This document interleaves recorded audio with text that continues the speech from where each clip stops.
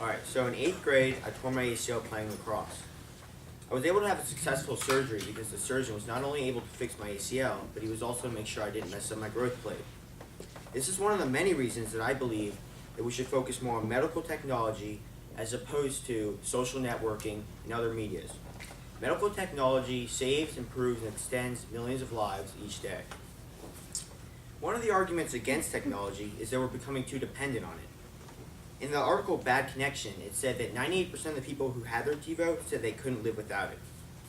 In the book Feed, Titus says, in fact, the thing that made me pissy was when they couldn't help me at all. So I was just lying there and couldn't play any of the games on the feed and couldn't chat anyone. And this just shows his total dependence on technology.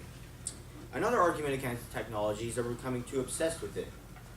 In the article Attached to Technology and Paying the Price, they say that people who work with computers check their email 37 times an hour.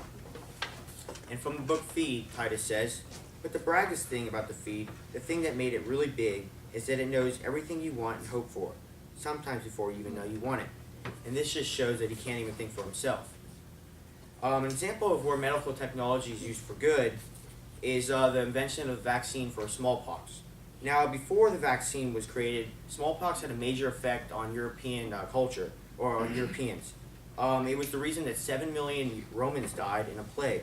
It also led to the downfall of the Aztecs and Incas because when the Spanish came to conquer the New World, they brought it with them. Finally, in 1796, Edward Jenner came up with a vaccine for smallpox because he was able to use cowpox as the vaccine because it wasn't lethal to them. And that comes from Edward Jenner and the history of smallpox. Another use of medical technology is that it can be used, stem cells in regenerative medicine. Stem cells come from human embryos, and that comes from the California Institute of Regenerative Medicine. So one of the uses of stem cells is they can be used to see where diseases come from, and that's from Mayo Clinic. Another use of stem cells is that they can be used to replace disease cells, which can help people with Parkinson's, Alzheimer's, and arthritis.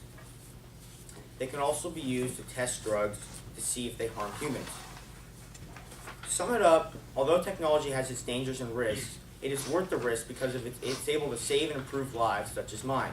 So if we apply technology to healthcare, we're going to be able to use it to the best of its ability.